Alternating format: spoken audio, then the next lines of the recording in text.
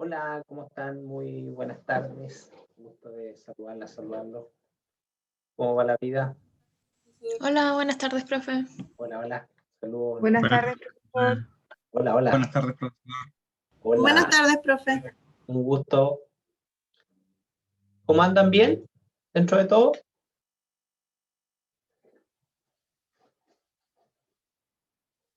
Sí, más o menos. Sí, profe, por mi parte, bien. Qué bueno, Tamara, me alegro. Sí, me imagino deben estar cansados, porque ya esta es la cuarta semana de clase y sin duda se van sumando horas, ¿cierto?, de dedicación a los cursos, se van sumando horas de estudio. Valeria dice que no vayamos al centro, una locura, era obviamente de esperar, ¿cierto? Como se nos viene una nueva cuarentena, hay muchas personas caen o caemos, ¿cierto? Para no hacerme el perfecto, caemos en cierta desesperación, dado que pensamos que no van a haber cosas, y un sinfín de cuestiones.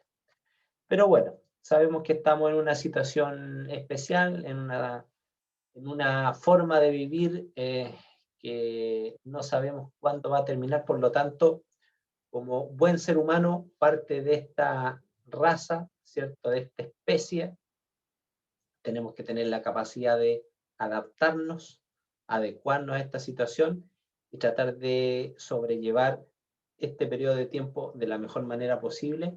Y en el caso de ustedes, tratar de sacar el máximo provecho y tener el conocimiento más profundo, más significativo en cada una de vuestras asignaturas. Antes de ir con nuestra materia propiamente tal, quiero tomar un par de minutos de su tiempo para comentarles que nosotros como cuerpo académico, ya hace un par de años, hace un par de cohortes, ¿cierto?, de estudiantes, hemos venido recibiendo retroalimentaciones sobre el desempeño de nuestros alumnos en el internado. Y se los comento a ustedes porque obviamente ustedes son un curso que están en tercer año y en ese sentido, o en cuarto, ¿esto es tercero o cuarto, chiquillos? Cuarto parece. Cuarto. Cuarto, vale. Entonces el próximo año ustedes ya se van a internado. Entonces, lo que ha sucedido, y hay diferentes motivaciones también para que los colegas que los reciben a ustedes en los centros de internado emitan estos juicios, independiente de la razón que sea, igual nosotros como cuerpo de académicos nos tenemos que hacer cargo, porque igual se ha evidenciado, ¿cierto? Cierta forma de ser y de actuar de los jóvenes, y no está malo, ni tampoco está bien, simplemente cada generación, ¿cierto?, tiene su forma de ser, su forma de hacer, pero hay cuestiones que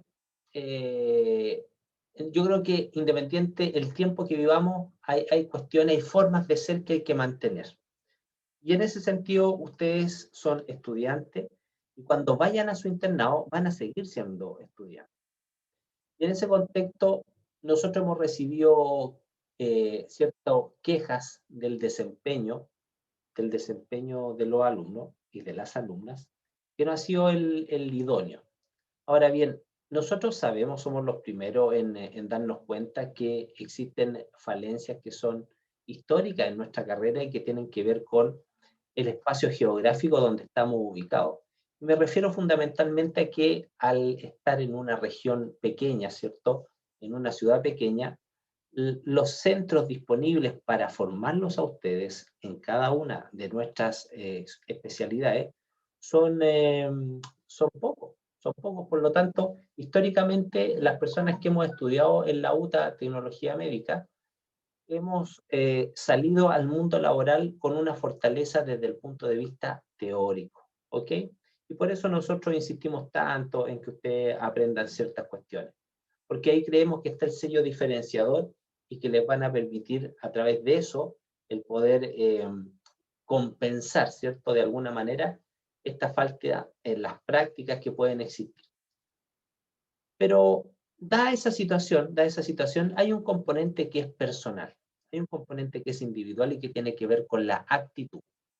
Y una de las cosas que yo creo los profesores no nos damos el espacio para poder discutir con ustedes, y cuando digo discutir no significa pelear, significa el colocar nuestras opiniones sobre la mesa y al final del día es escucharnos y poder tomar las opiniones de los otros en la medida que no hagan sentido, porque el imponer ideas no corresponde, sino que uno al final del día lo que tiene que hacer en la vida, creo yo, y miren, y creo yo, en mi verdad, si yo lo veo, es cuando uno se convence que las cosas deben ser de esa manera, porque la imposición dura re poco, ¿cierto? ¿A quién le gusta que lo manden por mandar?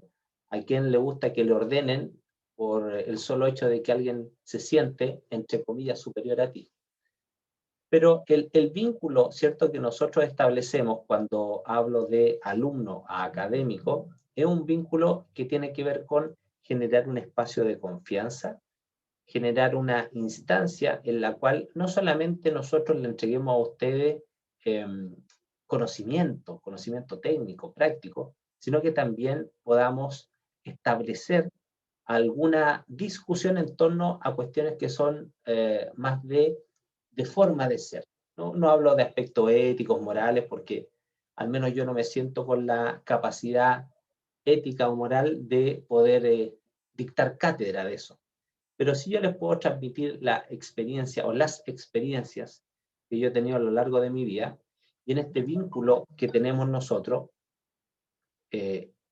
ustedes, creo yo, valoran y tienen cierto reconocimiento a lo que sus profesores les digan, porque son sus profesores, son sus maestros, son las personas que le están enseñando esta profesión, y en ese sentido tiene que haber una cuota de confianza en lo que nosotros les indicamos, que tiene que ver con cómo queremos que a ustedes les vaya mejor en la vida.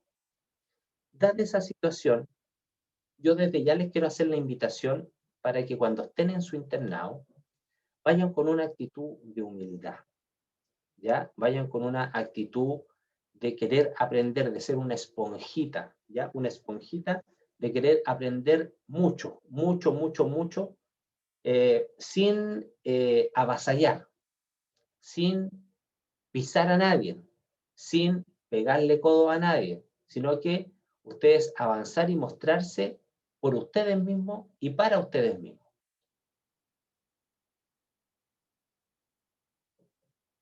Ojalá que ustedes no usen en su lenguaje cuando estén en el internado el argumento, cuando le pregunten algo y no lo sepan, el argumento, no, es que eso no me lo pasaron.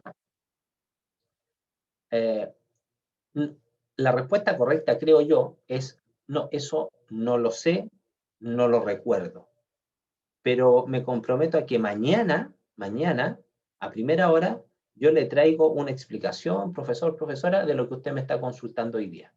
Es decir, me hago cargo de esa falencia y a su vez me comprometo con poder demostrar el interés que tengo yo, por ser mejor profesional y no echarle la culpa a terceros, que en este caso sería la universidad, diciendo, no, es que eso no me lo pasaron. ¿Ya? Ahora, el internado es un espacio donde ustedes se pueden equivocar. Claro que se pueden equivocar. Claro que se pueden equivocar. Pero la idea es ir practicando, ensayando de manera tal que esos errores vayan disminuyendo en el tiempo. ¿Ya? Disminuyendo en el tiempo. Entonces, la actitud tiene que ser una actitud proactiva. Proactiva. No remolona. No de flojera. No de comodidad, sino que siempre ser proactivo, proactiva y humilde. Si ustedes saben mucho, qué bueno, maravilloso por ustedes, pero no es necesario que anden por la vida diciendo lo que saben. Respondan cuando les preguntan, cuando les pregunten. ¿Pueden ir más allá de la respuesta? Claro que sí, y eso uno como profesor lo valora y lo destaca. Y cuando no sepan algo, insisto, Ustedes el compromiso es, profesor, profesora, esto no lo sé, esto no me acuerdo, pero me comprometo mañana a primera hora a traerle una respuesta. Y ustedes después llegan en la tarde a su casa y hacen ese estudio. ¿Ya? Entonces, es una invitación que yo le hago para que vayan pensando ya en lo que va a ser su internado, porque les comento que hemos tenido ciertos inconvenientes con probable cierre incluso de algunos lugares de práctica, porque al parecer había una sistematización de alumnos con una actitud no adecuada a lo que uno pide de un interno, que eso ha llevado a que estos lugares de práctica nos cierren esos espacios y ustedes se imaginarán lo complejo que es para nosotros el gestionar desde Arica lugares de internado. Entonces, permítanme compartir esa reflexión con ustedes y si alguien quisiera hacer algún comentario, preguntar algo, opinar algo, por favor, este es el momento para que lo puedan hacer.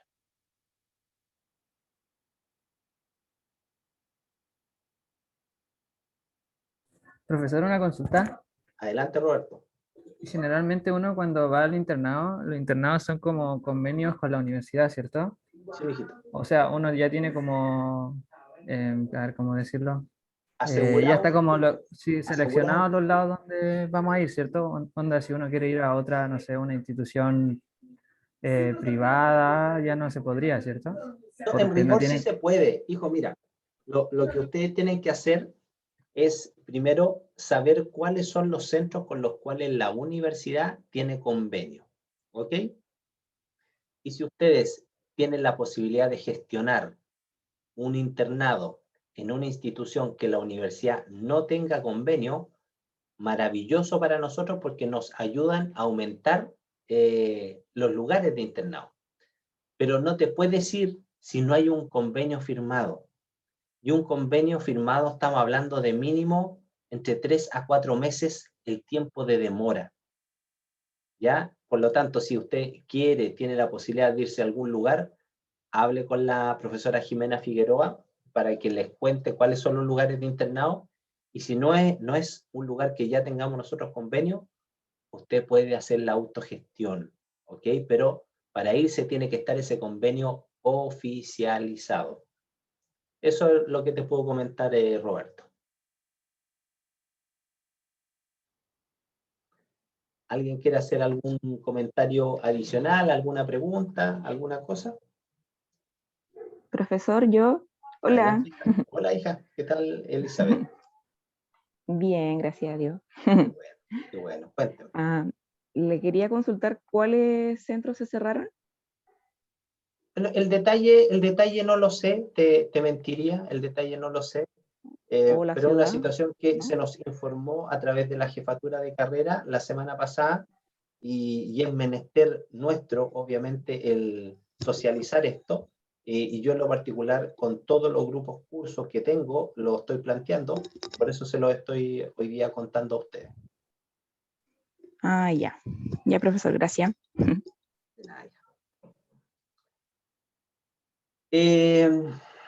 Ignacio, sí me da flojera salir, no.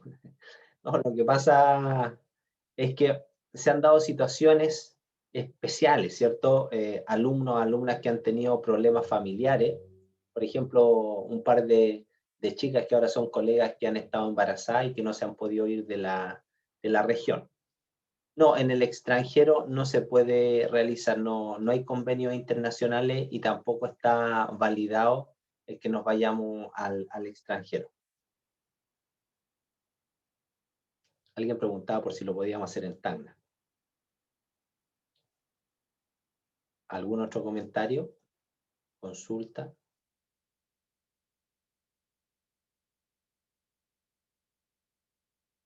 Muy bien. Les dejo este monólogo que hice, ¿cierto? Para que ustedes lo puedan reflexionar y ojalá que le entre por una orejita y se les quede acá en su cerebrito y en su corazón, de manera tal de tener una actitud que se condiga con la condición de interno-interna y que les vaya súper bien, pues que nos ayuden a reposicionar el nombre que siempre ha tenido nuestra casa de estudio, particularmente a través de nuestra carrera de tecnología médica. ¿Ok? Perfecto. Bueno, ustedes ya tienen los grupos de laboratorio, ¿cierto? Del grupo del 1 al 8, ¿así están numerados? ¿Sí? ¿No? ¿No? ¿Sí? Por favor, me retroalimentan. Sí, están listos los grupos. Ya, del 1 al 8, ¿cierto? Claro. Viejito, gracias. Entonces, vamos a hacer lo siguiente. Yo en forma azarosa les voy a ir enviando por WhatsApp, por el grupo de WhatsApp que nosotros tenemos, el tema que les va a tocar desarrollar, ¿cierto? Para su trabajo que tienen que exponer. Estoy ingresando. Esperen un poquito que esta cosa a veces es media lenta. Entonces, protección, bibliografía disertantes. Perfecto. Ya. Entonces, vamos a colocar protección. Muy bien. ¿Hay representantes del grupo 1? ¿Cuál es el grupo 1, profe? No sé, por eso les estoy preguntando. Por eso les dije, te lo planteé. Que no nos Me dieron imagino por que el número. me imagino que el grupo 1 es el primer laboratorio del día lunes. Bueno, claro. entonces, ordenémonos con eso si son tan amables. ¿Qué día tienen sus laboratorios? ¿El día lunes? El día Nosotros lunes teníamos el segundo grupo a las 11:20. Ya, entonces Sí. vamos a partir. Día lunes. ¿En qué horario hay? Lunes. Hay a las 9:40 y a las 11:20. Perfecto. 9:40. Ya. ¿Hay algunos presentes del grupo del día lunes de las 9:40? Sí, profe, nosotros. Ya. Entonces, por favor, vamos a hacer lo siguiente. Ustedes a mi correo, carlos.ueda.gmail.com. Si son tan amables, a ese correo, ¿ok? Me mandan el nombre completo, el listado completo por grupo. Entonces, en estos momentos, miren, el grupo del día lunes de las 9:40, ¿están viendo el WhatsApp? Sí, profe. Vale, gracias. Entonces, al grupo del día lunes les va a corresponder desarrollar el tema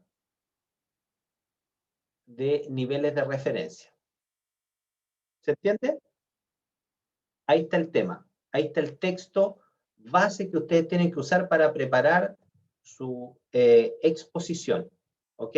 Su exposición. Mire, como una forma de facilitarles la vida, ya porque acá la idea mía es ser un facilitador, yo les pedí, ¿cierto?, cuando iniciamos el curso, que ustedes tenían que hacer un trabajo y ese trabajo exponerlo. Por lo tanto, implicaba hacer un trabajo, un documento en Word o en PDF, y después exponerlo.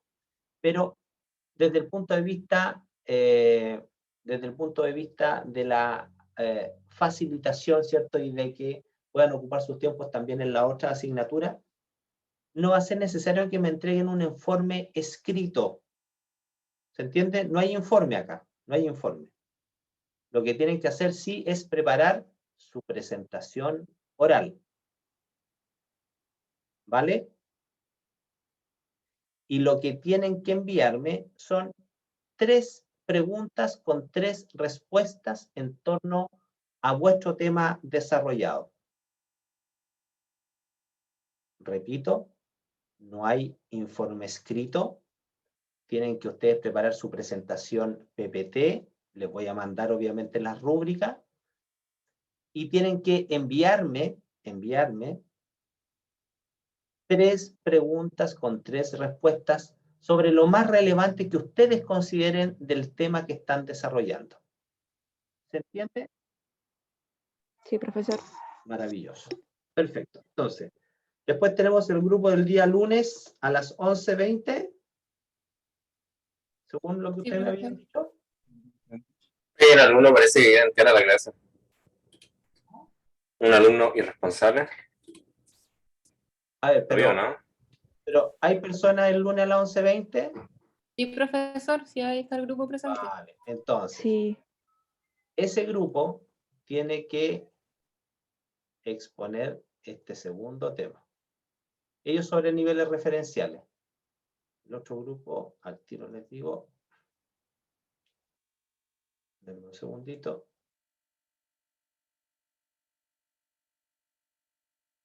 El grupo número 1, el texto se llama Guía para la protección del feto y los niños pequeños irradiados debido a la exposición médica de sus progenitores.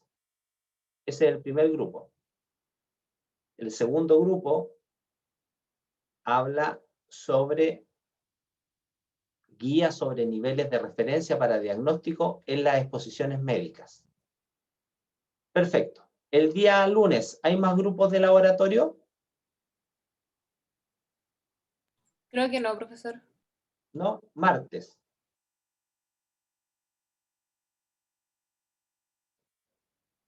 ¿Quién tiene laboratorio el martes? Nosotros a las 9:40. Perfecto. También mi grupo a las 11:20. Muy bien, muchas gracias. Entonces, martes 9:40, el tema que tiene que exponer ese grupo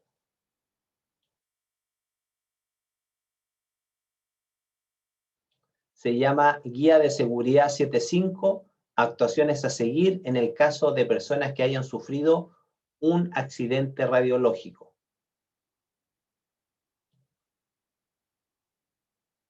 El martes a las 11:20, ese grupo va a tener que preparar el trabajo, y acá se me chispoteó, como dice el Chapulín Colorado. Ah, no, el chispoteó del Chavo del 8, estoy tonteando. El grupo, diríamos 4, sería Guía sobre criterios de protección radiológica operacional para trabajadores expuestos en instalaciones radiactivas en el sector sanitario. Ya estamos con los primeros 4 grupos. Muy bien, día miércoles. ¿Hay Nosotros a las 8. de la mañana? Sí. Ya, hijito. Miércoles 8. Entonces, el grupo de ustedes les corresponde preparar el trabajo en base a embarazo y radiación médica.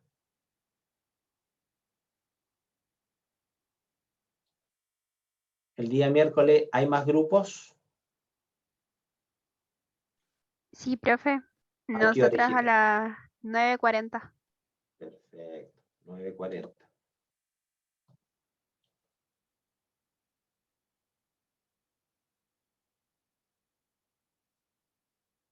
Ustedes tienen que desarrollar la guía 105 de protección radiológica en medicina.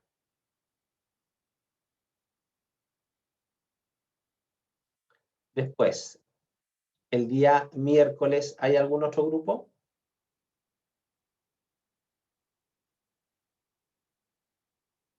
¿Sí? ¿No? Llevamos 1, 2, 3, 4, 5, 6 grupos. Faltan 2. ¿Quiénes faltan? Por favor.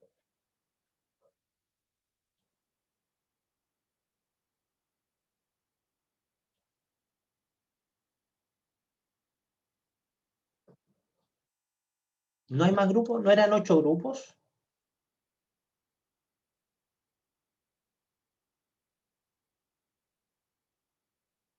Chiquillos. Profe, disculpe, Sí, no hay problema, hijita, cuénteme. mi grupo estaba el martes a las 2:45. Usted, su grupo a las 2:45, ya, perfecto, ni un problema. Entonces, martes 2:45. Y mire, ustedes tienen que desarrollar solo hasta la mitad de este texto. Es decir, este texto, ustedes se tienen que dividir con el grupo que viene la mitad de este trabajo. Ustedes trabajan, esto tiene 71 páginas, se dividen esto salomónicamente y ustedes avanzan las 35 páginas o 36 páginas de la primera parte. ¿Se comprende o no se entiende? Sí, profe. Sí, se Clarito. entendió. Maravilloso, hija querida. ¿Y el grupo que falta, quiénes son?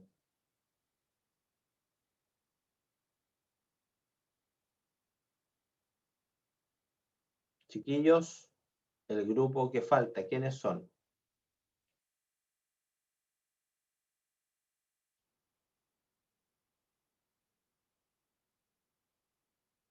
Aparezcan, chicos, eso, aparezcan, pues.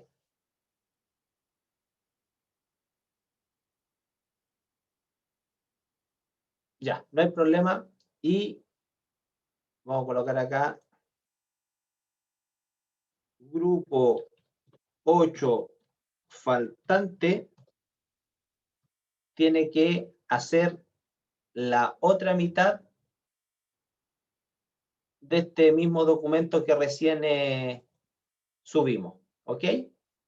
Entonces el grupo de las 2:45 hace la primera mitad y el grupo faltante, que no sé quiénes son, hace la segunda mitad del trabajo.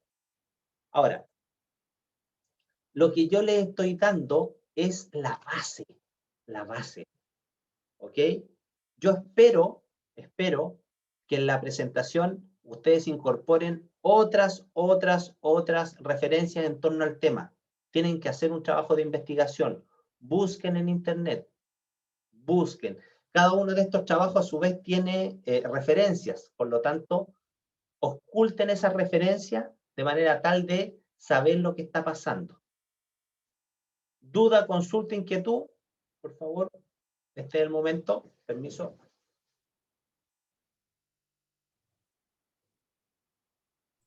Profe, entonces la exposición hay que hacerla sobre la guía que usted mandó y aparte lo que nosotros buscamos.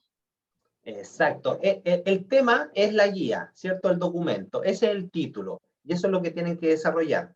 Pero eso ustedes lo deben complementar con otra bibliografía en esta búsqueda que ustedes deben realizar. Y aparte de eso hay que enviarle a nosotros 3 preguntas que nos interesó, no, eso. Lo más relevante que ustedes crean que eso es tan importante que sus compañeros lo tienen que saber. Y a su vez esas 3 preguntas van a ser insumos para la última prueba. Por lo tanto, tienen que enviarla con tiempo, de manera tal que todos tengan la oportunidad de poderla estudiar. Más claro, echarle agua, fechas, ¿no? Pues, fecha, está el calendario. Pues. Ustedes ya van en cuarto, pues chiquillos. Miren, no son mechones como en introducción. Las disertaciones van a ser después de la última sesión que vamos a tener. Miren, les muestro lo siguiente. Ahí va. El semestre está absolutamente planificado. Punto menos. Es malo el Ignacio. No, si no hay punto menos. El 23 del 6 es la última clase que nosotros tenemos. ¿Ok? La última clase. Por lo tanto, después de esa fecha, deberán estar todos preparados para exponer. Y lo más probable es que tengamos que hacer sesiones, 2 exposiciones por sesión, y va a ser en orden, en este mismo orden que tenemos. Entonces, vamos a partir con el grupo 1, el grupo 2, por los temas que yo di, ¿ya? Pero esto no parte antes del 30 de junio. Queda, pero un montón de tiempo, ¿ya? Un montón de tiempo para estas cosas. A ver qué estás preguntando. Profe, hay que poner todos los temas que incluye la guía. Claro, si ustedes tienen que hablar del documento, ese es el espíritu, que ustedes sean capaces de contarnos a nosotros en 30 minutos. Vamos a dejar la presentación máximo 30 minutos por grupo, para hacer por cada uno de los días dos grupos. En 30 minutos todo lo que tiene esa guía. Y de eso ustedes tienen que tener la capacidad de extraer, seleccionar a vuestro criterio 3 preguntas con las 3 respuestas de qué es lo más importante de esa guía. Obviamente va a ser un trabajo complejo de decidir qué es lo más relevante, porque son documentos muy, diría yo, contundentes a la hora de materia que ellos tengan, ¿ya? Pero bueno, ahí está el desafío, ahí está justamente la invitación a que ustedes piensen, razonen, de manera tal de que puedan seleccionar esas preguntas. ¿Algún otro comentario?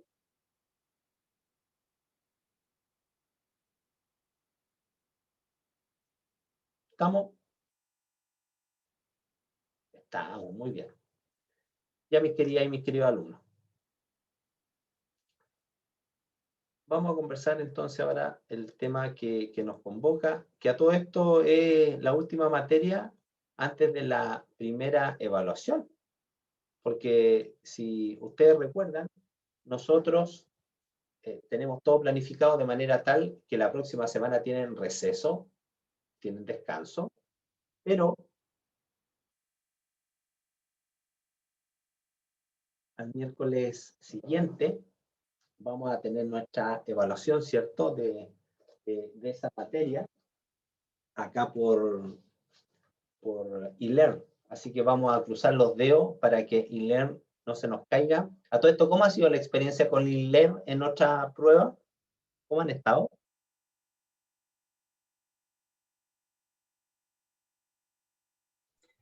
Bien, menos la prueba, eso mismo. Sí, no han tenido problemas. Bueno, yo tengo a mis 3 hijos estudiando en la UTE en estos momentos. Justo se dio esa paradoja, el más chiquitito también entró, y claro, y ahí me comentan los temas de leer, de la intranet, pero bueno, son situaciones que tiene nuestra institución que a mí me consta que se está trabajando con eso, y me parece maravilloso que en el caso de ustedes la experiencia esté siendo positiva. Perfecto, vamos avanzando en esta materia que es muy importante, que tiene que ver con poder comprender los fenómenos de interacción de la radiación con la materia, porque al final del día son los fenómenos que explican, que dan el sustento de cómo la radiación, entre comillas, nos puede hacer daño, y a su vez cómo nosotros podemos protegernos de la radiación. Entonces, en ese sentido, ustedes deben recordar, ¿cierto?, que la radiación, ya sea corpuscular o electromagnética, directamente ionizante o indirectamente ionizante, depende de la clasificación, cuando pasa, ¿cierto?, por la materia, lleva energía. Y cuando esos fotones, esas partículas tienen cierta energía suficiente como para ionizar, se van a producir fenómenos, se van a producir efectos. Y muchas veces esa radiación, ¿cierto?, no tiene la capacidad de ionizar, pero sí de excitar. Y al dejar excitado algún electrón, se genera algún tipo de reirradiación al medio también. Entonces, hay que ir considerando todos esos aspectos. Analicemos cada uno por separado los tipos de radiación para poder entender, comprender y aprender cómo interactúan con la materia. ¿Se recuerdan lo que era una partícula alfa? Eran 2 protones y eran 2 neutrones. Era un átomo de helio, pero le faltaban, ¿qué cosa? Los electrones. Analicemos nosotros cómo son las partículas alfa en términos de su recorrido. Cuando digo recorrido es cómo es su camino, cómo es su trayecto cuando interactúa con la materia. Entonces, lo primero que ustedes deben saber que las partículas alfa tienen un recorrido rectilíneo, ¿ya? Rectilíneo, no tortuoso. ¿Y por qué se da esto? Por el peso que tienen las partículas alfa. Son un trozo de átomo grande, pesado, que al final se mueve con cierta velocidad y esa velocidad tiene asociado esa inercia. Desde el punto de vista de su penetrabilidad, es decir, cuánto avanza, cuánto penetra, desde ya les digo lo siguiente, que las partículas alfa no son peligrosas desde el punto de vista de la exposición externa a ellas, como si fueran unas de rayo X, por ejemplo, sino que las partículas alfa son peligrosas cuando nosotros las incorporamos en nuestro cuerpo, cuando las inhalamos o cuando las comemos, las absorbemos, porque ahí la partícula alfa, el núcleo, ¿cierto?, que se está desintegrando, tiene la posibilidad de entregar partícula alfa en cortas distancias. Cuando nosotros analizamos qué pasa con la partícula alfa, por ejemplo, en el aire, no anda o no camina, no avanza más allá de 7 centímetros. Entonces, desde el punto de vista de la protección radiológica, basta con aplicar la estrategia de distancia y yo me protejo de una fuente de partícula alfa. El tema, como recién se los comenté, es cuando nosotros la incorporamos. Por ejemplo, la inspiramos y se aloja un emisor de partícula alfa en los alveolos de nuestro pulmón. Y ahí sí que empieza a entregar su energía dentro del alveolo. Profesor, disculpe, Sí, me confundí. En lo del recorrido son los 7 centímetros, ¿cierto? claro, el recorrido, desde el punto de vista, el concepto de recorrido era el camino que avanzaba. Yo les dije que el recorrido que ellas tienen es de tipo rectilíneo, no es tortuoso, va en una sola línea hacia adelante, por decirlo así, desde que sale del núcleo, porque vamos a hacer el contrapunto con los electrones que tienen un recorrido tortuoso, ¿ya? Entonces el recorrido es la forma en cómo avanza la partícula. La penetrabilidad es cuánto avanza. ¿Ok? Y el cuánto avanza en el aire, estamos hablando entre 3 a 7 centímetros, y en los tejidos, obviamente, avanza mucho menos, un par de micrones, y queda, miren, escuche bien, queda absorbida. Las partículas alfa, las partículas beta, no se atenúan. ¿Ok? Se absorben. Ya vamos a reforzar ese concepto. Miren, desde el punto de vista del tamaño, si lo comparamos con un electrón, una partícula alfa es 6.000 a 8.000 veces más grande que un electrón. Entonces, es harta la diferencia, por lo tanto, su masa, que es muy grande, le da esa característica en cuanto al recorrido y a la penetrabilidad. Es como que va un camión hacia adelante y va colisionando, va empujando, ya sea colisiones que son no elásticas o inelásticas y colisiones elásticas, que no vamos a entrar en esa profundidad, no lo quiero confundir y eso ustedes lo ven en física. Ahora, hay una pregunta. Profesor, con mis compañeros estábamos viendo el documento que nos tocó como tema y como son 60 páginas, no creemos que no os dé el tiempo. ¿Puede ser un poco más de tiempo en nuestro caso? Claro. 45 minutos, ¿les parece? Nicolás López por privado me preguntó, pero acá no hay nada privado, todo es público, 45 minutos. Y ese día hacemos la presentación, 45 minutos con un grupo y 30 minutos con el otro grupo. Perfecto. Volvamos a nuestra presentación. Entonces, desde el punto de vista de lo que tienen las partículas alfa, además de tener esta gran masa, ¿qué tienen? ¿Qué tienen? Carga eléctrica. Recuerden ustedes que tienen dos protones que no tienen los electrones. No hay una compensación, por lo tanto, además de la masa, generan la ionización con su capacidad de repulsión eléctrica o de atracción eléctrica, depende con quién se vaya encontrando. Entonces, las partículas alfa colisionan, en términos físicos, pero también van a generar ionización, movimiento por sus cargas. Ya eso es importante que ustedes lo puedan entender. Hablamos del recorrido en el aire, del recorrido en el tejido, ¿cierto? Cómo ionizan, por las cargas, por colisiones. Eso es bien importante. Y ojo, y una partícula alfa, cuando es capaz de capturar 2 electrones, se transforma en un átomo de helio y ya no se mueve más. ¿Ok? Ya queda estable. Su espectro. El concepto espectro es cómo nosotros podemos asociar las energías de emisión que tienen, en este caso, las partículas alfa. Y el espectro de una partícula alfa son espectros de tipo discretos. Espectros discretos, con 1 o 2 pic como máximo. Así a ojo de buen cubero, ¿cómo era el espectro de los rayos X? Discreto, continuo. El espectro de energía de los rayos X, ¿cómo es? ¿Cómo es el gráfico de los rayos X? ¿No se acuerdan? Creo que era distinto según el característico y el de frenado, ¿no? ¿Vale? Pero eran valores de energía continua en el tiempo.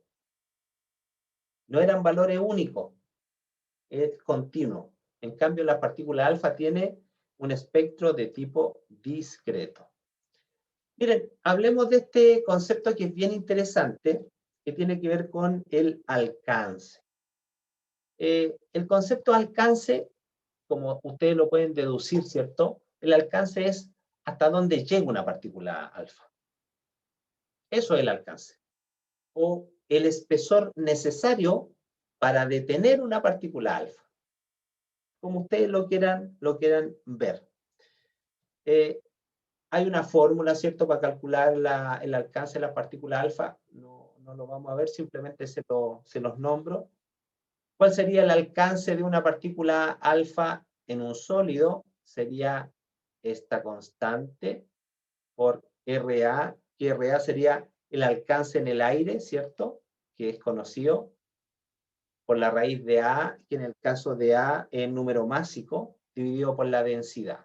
No se preocupen que no le voy a colocar ejercicios de esto, simplemente se lo estoy mostrando que existe una fórmula. En general, siempre hay aproximaciones matemáticas para poder explicar lo que uno va calculando, lo que uno va haciendo.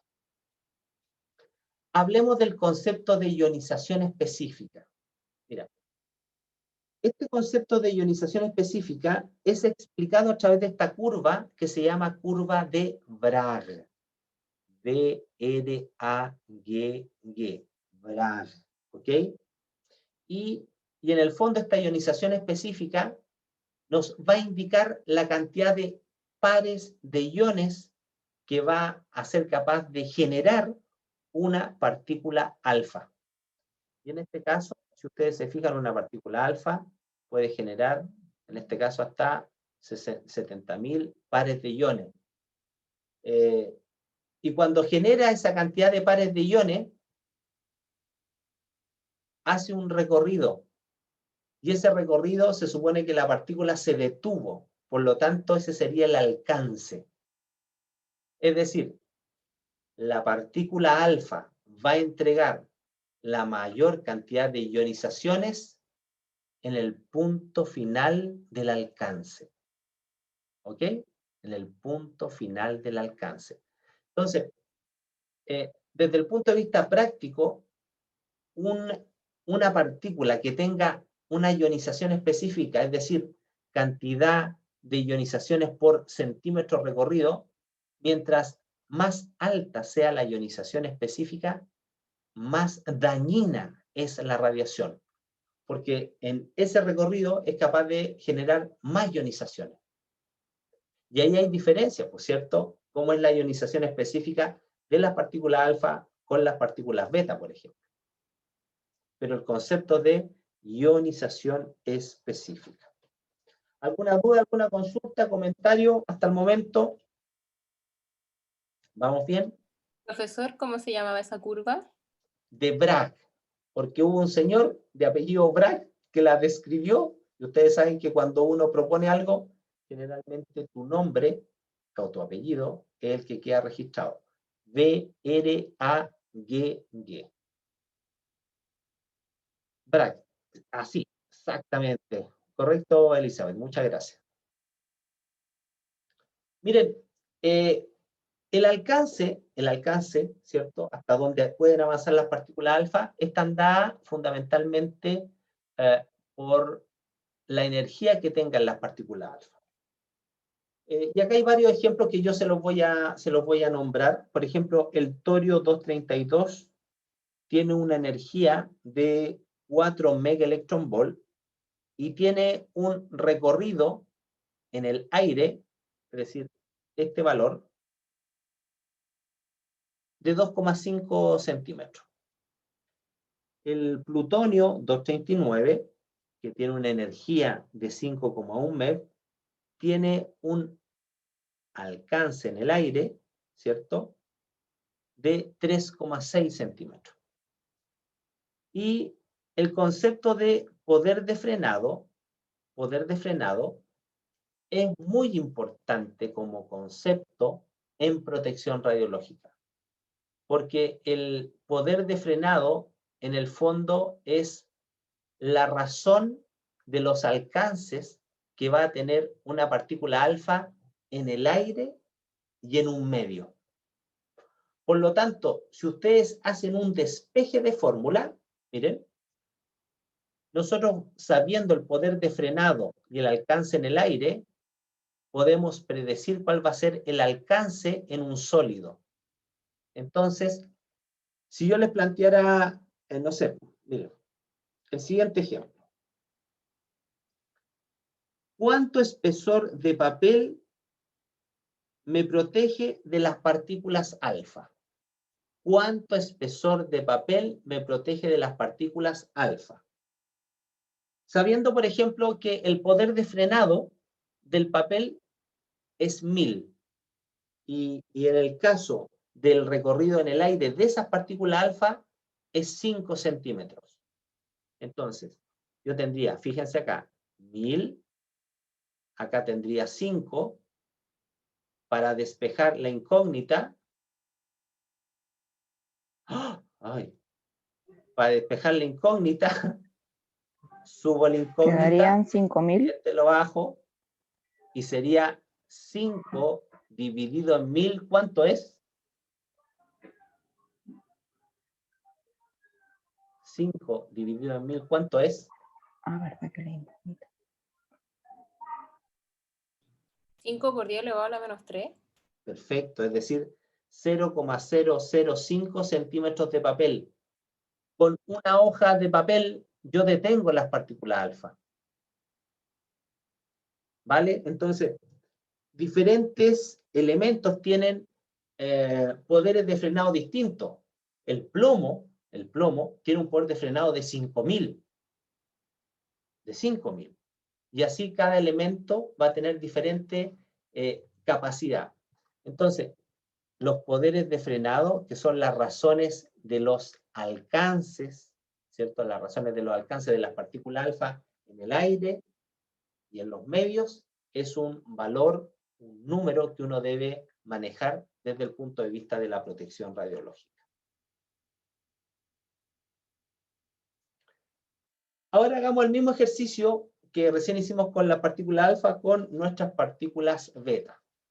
Cuando hablamos de partículas beta, ¿de qué estamos hablando, chiquillos?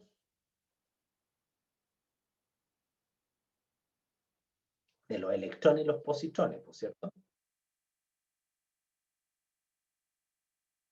De eso, esas son las partículas beta. Cuando se hace este análisis desde el punto de vista de la protección radiológica, se ve cuáles son la radiación que es emitida por fenómenos de radiactividad y cuál es la radiación emitida por fenómenos de radiación o fenómenos radiativos como los rayos X. Entonces, vamos respondiendo las preguntas. ¿Cuál es el recorrido de las partículas beta? Mira, el recorrido de la partícula beta, el recorrido, es tortuoso, ¿Por qué es tortuoso? Porque el tamaño de una partícula beta es muy pequeñito, por lo tanto es una suerte así como de bolita que va a ir ionizando y va a ir moviéndose. Entonces, miren acá. Si esto va moviéndose, al final llega ahí. Parte acá, miren, parte acá, en la parte baja de la pantalla, va pegando para allá, para acá, para allá, para acá, para allá, para acá, para allá, para acá, y llega ahí, y ahí se detuvo. Pero en resumen, recorrió este tamaño. ¿Ok? Por lo tanto, la penetrabilidad, el alcance de una partícula alfa es mucho menor a su recorrido. ¿Vale? El recorrido es el camino que sigue. Para allá, para acá, para allá, para acá, para allá, para acá, y llegó. Pero en resumen, este fue su penetrabilidad. Un par de centímetros. Pero para llegar ahí, recorrió mucho más centímetros. Por eso es que, a diferencia de la partícula alfa, el recorrido y el alcance, la penetrabilidad, es distinto. ¿Y qué lo da esa característica? Su tamaño y, en el fondo, ¿quién está entrando? Tamaras TT. Su carga negativa o positiva. En el aire, ¿cómo avanza? En el aire los electrones pueden recorrer metros. ¿Ya? Incluso existe la terapia con electrones. ¿Ya? Entonces, metros. Producto de lo mismo, ellos van ionizando, ¿cierto? Con su carga negativa. Ellos van ionizando también a través de colisiones. Esa es la forma que se van moviendo. Y su espectro es un espectro de tipo continuo. De espectro continuo.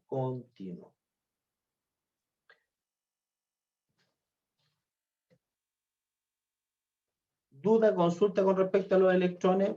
No quiero enredarlos más porque tampoco tengo los ejercicios desarrollados. Simplemente me interesa conceptualmente que puedan entender eso. Vamos a nuestros amigos los fotones, nuestros grandes amigos los fotones, que son nuestro pan de cada día, ¿cierto?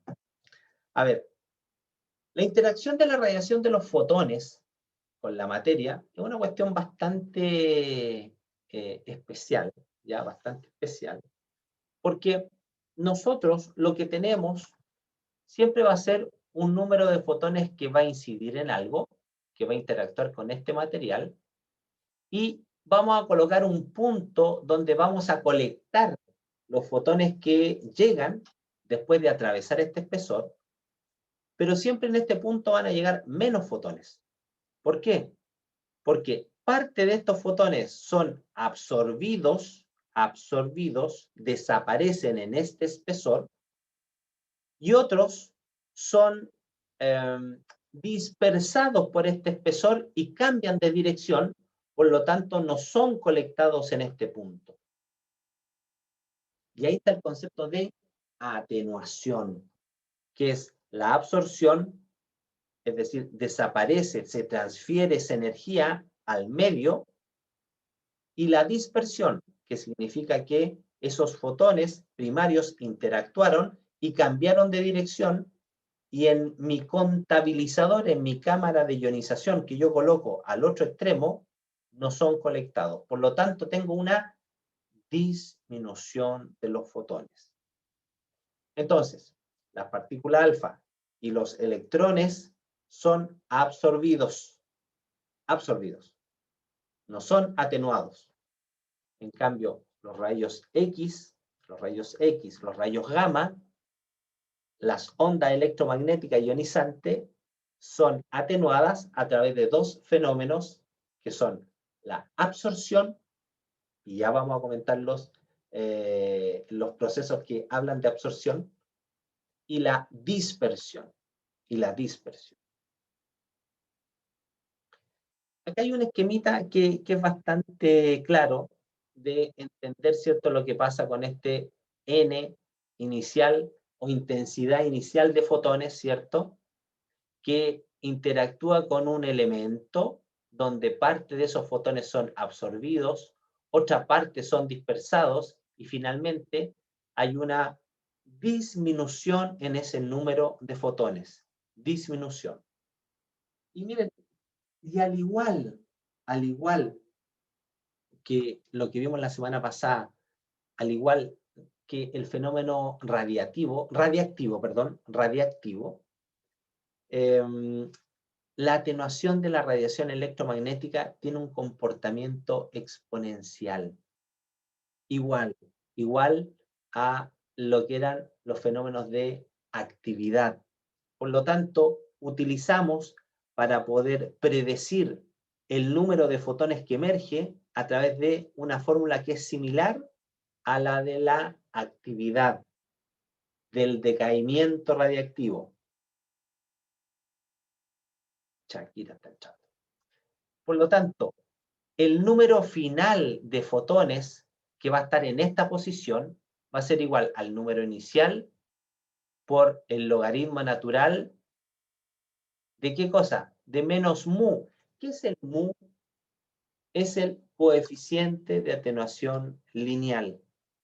El coeficiente de atenuación lineal es una característica propia de cada elemento, propio de cada estructura, que depende, ¿cierto?, de la energía del haz, pero depende de características que son propias de los elementos.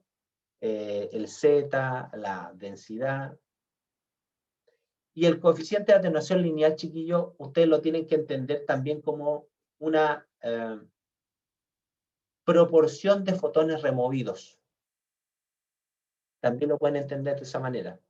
O cierto espesor que disminuye esa cantidad de fotones. Y el coeficiente de atenuación lineal es propio de los elementos. Por lo tanto, ¿por qué es tan importante, tan relevante esto? Porque en la medida que los elementos tengan un coeficiente de atenuación lineal que sea capaz de atenuar realmente los fotones, nos va a servir como elemento de protección. Elemento de protección. Y el X, ¿qué era el X? Era el espesor, ¿cierto?, de ese elemento que yo estaba usando para atenuar mi haz de rayos X. Bueno, algo dijimos, me parece, la semana pasada, y cuando nosotros tenemos un gráfico, ¿cierto?, de intensidad de radiación, de porcentaje de intensidad de radiación, en función del espesor que vamos interponiendo en ese camino de ese haz,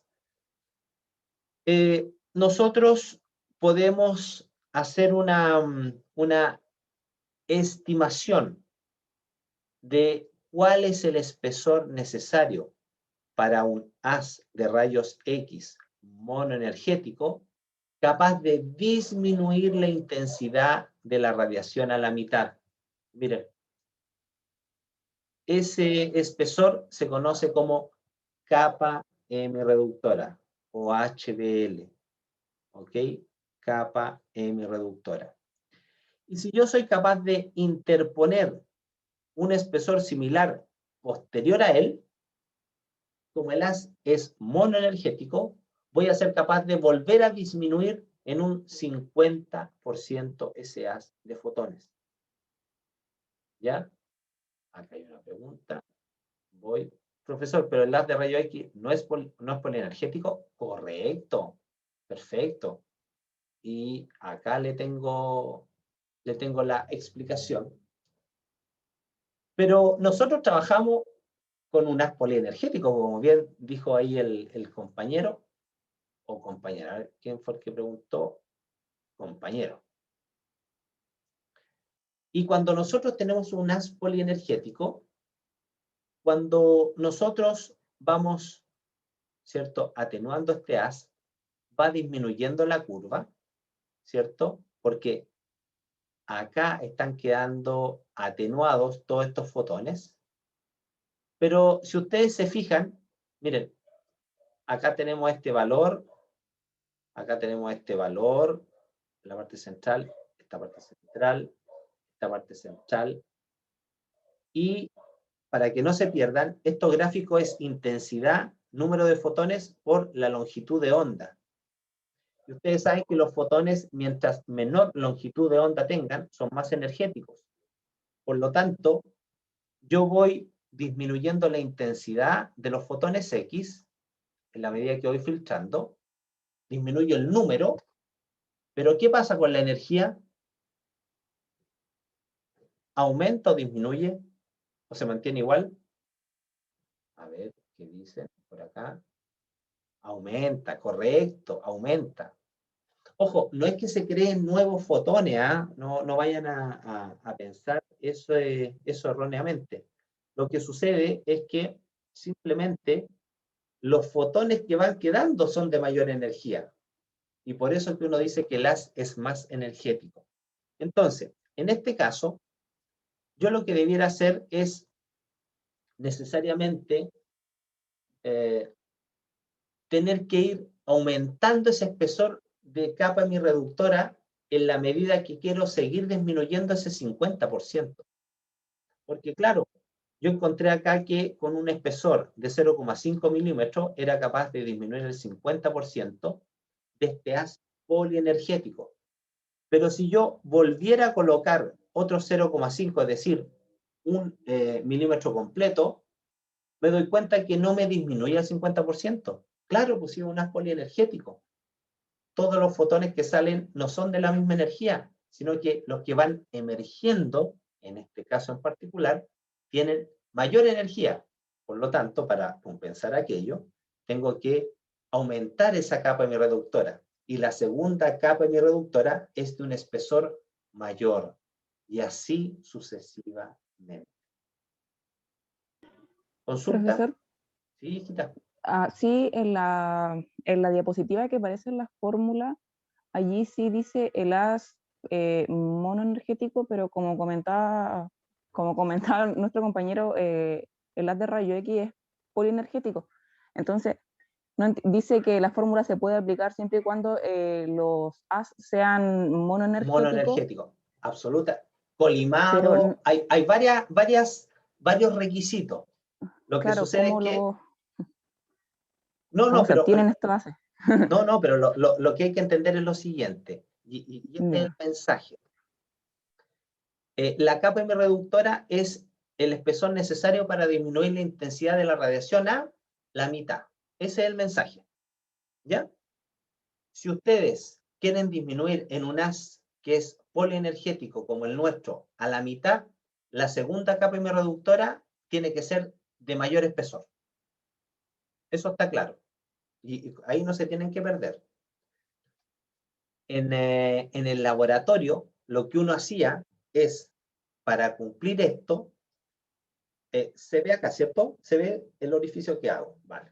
Sí. Entonces, nosotros lo que hacíamos en laboratorio era utilizar el haz central de radiación, porque tenemos el haz de rayo X, ¿cierto? Que es divergente. ¿Me sigue, cierto? Es divergente. Por lo tanto, al ser divergente, tiene el efecto talón, que va cambiando la energía. Pero se supone que en el haz central, los rayos que van saliendo ahí son de la misma energía. Entonces, cuando uno colima, mira, fíjate, cuando uno colima y dejaría solo los fotones del haz central que tienen la misma energía. Y bajo esos requisitos de máxima colimación de un haz polienergético, se pudiera comportar como un haz monoenergético. ¿Se comprende? Sí, profesor. Eso lo había pensado, pero en realidad quería consultarle mejor. Bacán, bacán. Ya, hijita, gracias por consultar. Muy amable. Ya. Bueno, veamos otros fenómenos, ¿cierto?, de interacción con la radiación con la materia, que tiene que ver con los aspectos específicos de los fotones, que ya, ¿cierto?, hablamos del coeficiente de atenuación lineal. Ojo, que no se los dije. Pero, ¿qué pasa, ¿cierto?, porque el coeficiente de atenuación lineal tenía que ver con el espesor de algo. Y eso, el espesor de algo, va a depender del estado físico de la materia, de la densidad. Por lo tanto, ¿cómo se llama el otro coeficiente que independiza el estado físico de la materia para hacer este cálculo de atenuación? ¿El másico? Coeficiente de atenuación másico, correcto, muy bien, muy bien. Perfecto, excelente Roberto también. Y al final del día es el coeficiente de atenuación másico el que uno utiliza para poder en el fondo conocer esta capacidad de eliminar, ¿cierto?, fotones que tiene un elemento. Muy bien, felicitaciones. Dentro de las interacciones de la radiación con la materia, y disculpen que yo sé que me estoy pasando un poquito, pero denme 5 minutitos más, 10 minutos más y termino. Existe un fenómeno que es propio de las altas energías, ¿ya? Que es propio de las reacciones nucleares, que se llama la fotodesintegración. Fotodesintegración. Y esto sucede solo cuando hablamos de fotones que tienen energías mayores a los 10 megaelectronvolt, y sucede entre el fotón y el núcleo del átomo, es decir, el fotón es capaz de eliminar un trozo de núcleo de átomo. Pero, ¿qué pasa con el fotón? El fotón es absolutamente absorbido. Ya esa es la fotodesintegración. Tenemos un proceso de interacción de la radiación con la materia, donde viene un fotón con cierta energía, con cierta frecuencia, con cierta longitud de onda, y no tiene la capacidad de ionizar, solamente tiene la capacidad de excitar. Y eso se llama dispersión clásica, o dispersión de Rayleigh, o dispersión de tipo coherente.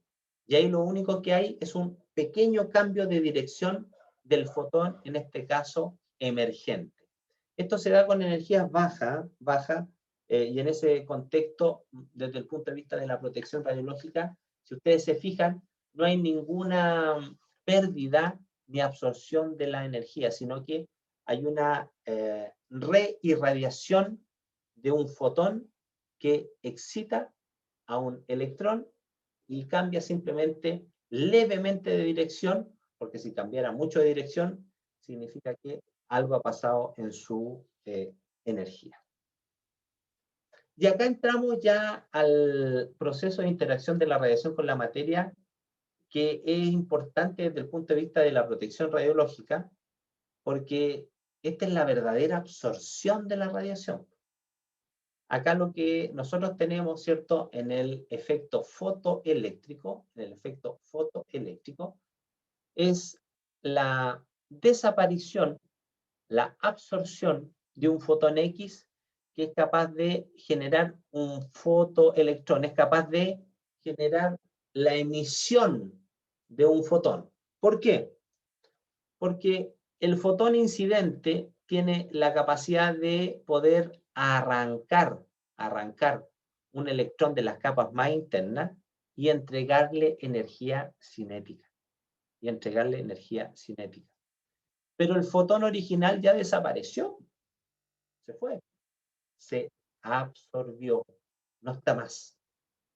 Y como consecuencia, ¿cierto?, de este fotoelectrón, se genera un espacio, se genera un hueco y se produce un reordenamiento de los electrones, y con ese reordenamiento de los electrones, como ya lo vimos la semana pasada, se produce el fenómeno de radiación característica. ¿Ok? Radiación característica.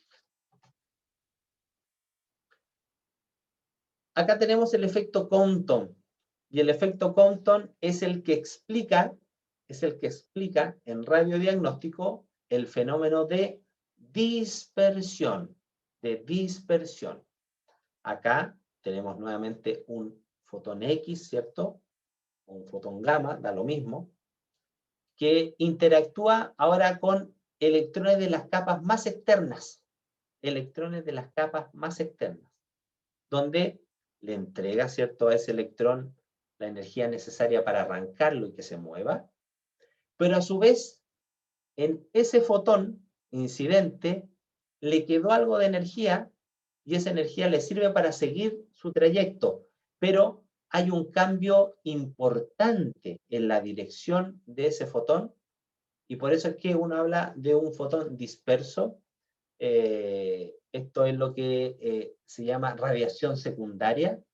Esto es lo que afecta la calidad de imagen en radiología. Por lo tanto, estos fenómenos, estos efectos, ustedes lo tienen que comprender y entender muy bien. Y por último, tenemos el efecto que se llama de formación de pares, ¿cierto? Que al final del día es lo que se conoce como la materialización de la energía. Eso significa que un fotón que se ve influenciado, ¿cierto?, por este núcleo, su energía debe ser a lo menos de 1,02 megaelectronvolt. ¿Por qué? Porque esa es la energía que van a tener en el fondo un positrón y un electrón. Es decir, desde un fotón se genera un elemento o dos elementos con masa, ¿cierto?, pero con carga distinta. Este es el principio básico del PET, del tomógrafo por emisión de positrones, que el día de mañana lo van a aprender cuando vean la asignatura de medicina nuclear.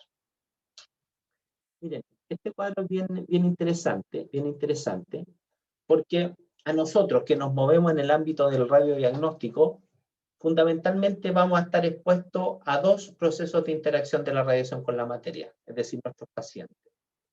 El efecto fotoeléctrico y el Compton, ¿ok? Y acá si ustedes se fijan, desde el punto de vista de las energías y el Z del elemento que absorbe, va a haber más probabilidad, dependiendo del tipo de energía del fotón, ¿cierto?, que se dé un efecto que se dé otro.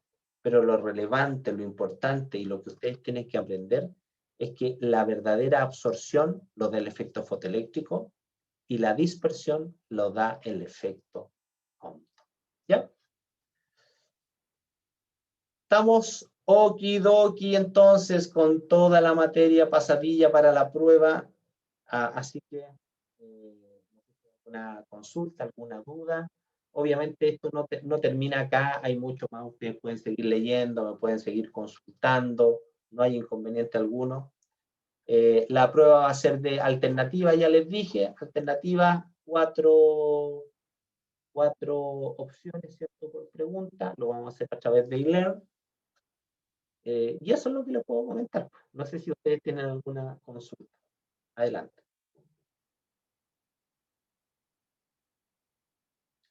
Chicas, chicos, ¿alguna consulta o lo dejamos hasta acá?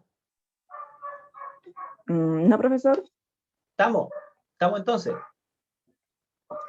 Muy bien, Sí, pues nos vemos entonces, si Dios así lo permite, en 2 semanas más. ¿Será en el horario de la asignatura? Sí, yo creo que la prueba la vamos a hacer de 6 a 8. Vamos a dar 2 horas por cualquier problema que haya con eLearn. Pero eso yo se los voy a informar oportunamente. ¿Ya? Pero Profesor, de 6 a 8 para que se vayan planificando. profesor, Perfecto. Dígame, Sebastián. ¿escucha? Sí. Una consulta sobre el trabajo de exposición. ¿Ya? ¿Qué tema le corresponde a mi grupo exponer? No tengo idea, hijo querido. No tengo idea. Yo envié al grupo de WhatsApp, y no lo estoy diciendo prepotentemente ni de mala manera, por favor. Lo que pasa es que yo ordené los grupos de acuerdo a los horarios que ustedes mismos me fueron diciendo, perdón. Entonces la invitación es que usted le consulte a sus compañeros o vea el WhatsApp de nuestro curso y en qué día y en qué horario le corresponde a usted su laboratorio, y ahí está el tema, hijito. Y si no lo logra averiguar, me lo pregunta a través de un correo electrónico, no tengo inconveniente alguno. ¿Ya? Ah, ya, profesor, ya. Ya, pues Sebastián, Gracias. que esté muy bien.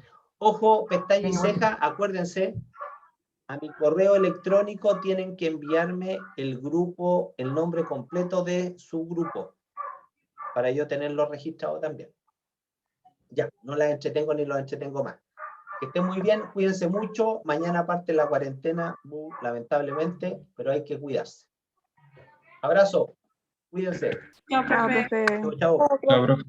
Chao. Chao, profe. Chao, cuídense. Adiós. Vale, gracias igualmente.